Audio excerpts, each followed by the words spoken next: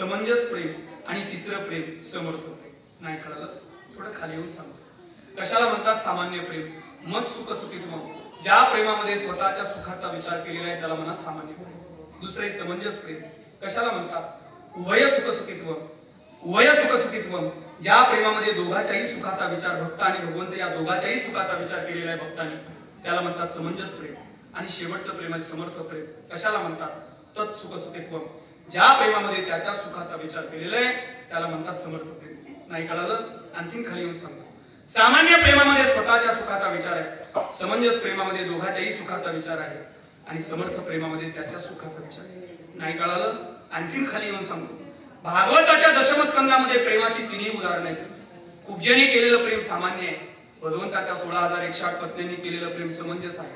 आणि त्या गोकुळातल्या गोपींनी केलेलं प्रेम समर्थ आहे. नाही कळालं?